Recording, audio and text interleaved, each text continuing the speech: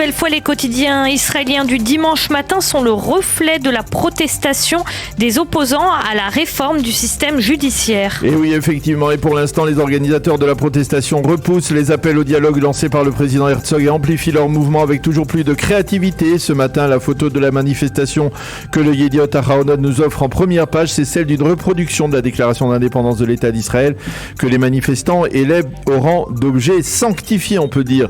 Le Yediot Aharonot titre La clameur, celle des manifestants anti-réforme, qui a été mentionnée, amplifiée hier soir à Tel Aviv et dans les autres villes du pays. Et le Yediot Aharonot, toujours tendancieux, il faut bien l'avouer, de préciser que le gouvernement n'est pas prêt à arrêter la procédure législative, alors que c'est précisément ce qui s'est passé depuis une semaine.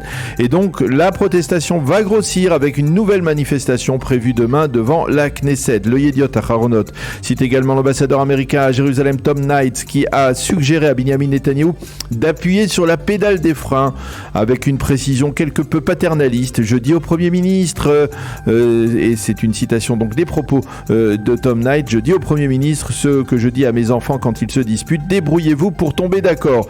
Et en page intérieure, le Yediot Aharonot consacre une double page à des photos des manifestants qui ont protesté donc un peu partout à travers le pays en brandissant des drapeaux bleus et blancs. Et juste avant cette double page, une publicité d'une pleine page appelant à participer à la manifestation de demain devant la Knesset.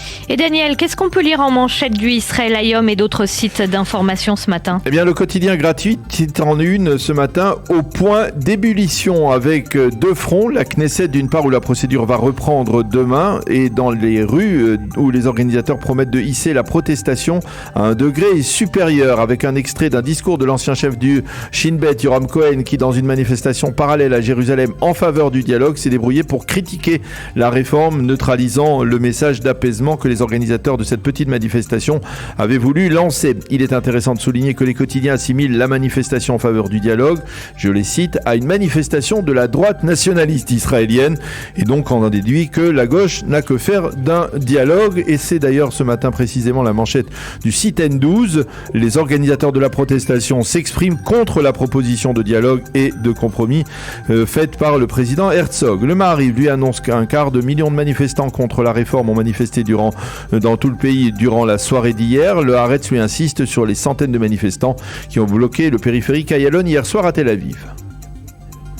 Et Daniel, qu'écrivent les éditorialistes dans la presse israélienne ce matin, toujours autour de ce dossier explosif ? Eh bien, dans son éditorial presque quotidien en première page de son journal, Nahum Barnea dans le Yediot Aharonot est sans équivoque. Pour lui, le président Herzog se trompe moralement et éthiquement lorsqu'il accepte de poursuivre sa médiation sans exiger auparavant le gel de la procédure législative. Car après la lecture, la première lecture de ces projets de loi, eh bien, il sera trop tard et la machine de destruction de la coalition sera en marche.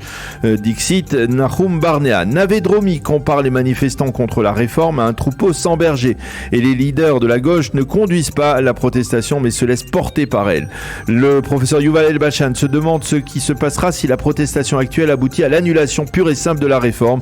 Dans ce cas, écrit-il, c'est là que nous risquons de sonner le glas de la démocratie israélienne. Fin de citation. Inès Elias reconnaît que dans la réalité israélienne, la gauche dispose de leviers de pouvoir qui lui permettent de gouverner même lorsqu'elle est dans l'opposition. Et les ONG de la société civile sont pour elle une partie de ses bras d'activité. Quant à Shimon Schiffer, lui, il est en Espagne cette semaine, probablement en vacances. Alors évidemment, la seule question qu'il a pu se poser en contemplant le célèbre Guernica de Picasso au musée de la Reine Sophie à Madrid, eh bien c'est est-ce que cette guerre civile espagnole qui a décimé l'Espagne peut nous arriver à nous, Israéliens? Une manière inédite et légèrement exagérée de joindre l'utile à l'agréable pour Shimon Schiffer qui dans son passé journalistique était un inconditionnel d'Ariel Sharon. Dans les autres quotidiens et sites d'information aussi, les éditorialistes livrent leur avis.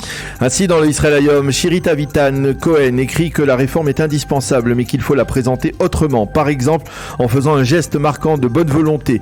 Dans le Maariv, Ran Adelist, lui, estime que la protestation actuelle est en train d'effriter le tissu de l'État d'Israël sur la voie de la création d'autonomie au sein donc de l'État d'Israël. Toujours dans le Maariv, Anne Bersky estime que la balle est dans le camp de l'opposition l'opposition et que celui qui aspire au dialogue doit le prouver. Dans le Haaretz, Avner Ben Zaken lance un appel au Premier ministre afin qu'il enclenche une démarche visant à doter l'État d'Israël d'une véritable constitution. Une proposition qui est très vivement critiquée par les internautes lecteurs du Haaretz qui consultent cet éditorial.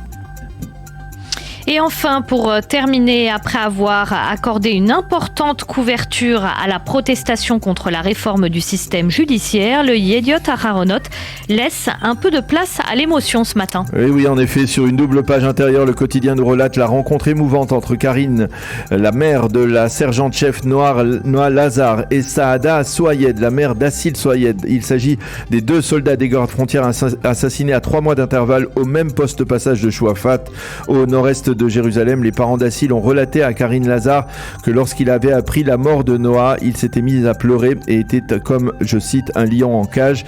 Et Karine a répondu aux questions des parents d'Assil qui lui ont demandé comment faire face à cette douleur. Karine a donné à Saada Assouyed un bracelet à la mémoire de Noah Lazar sur lequel on peut lire « Certains apportent une lueur dans le monde qui leur survit ». Les 2 femmes se sont embrassées. Les sites d'information font état parallèlement d'un mouvement de rébellion civile des Palestiniens du camp de Chouafat. Quant au Israël, il a choisi lui un autre angle lié à Jérusalem et insiste sur l'incitation à la haine dans les manuels scolaires palestiniens qui sont en vigueur dans l'est de Jérusalem.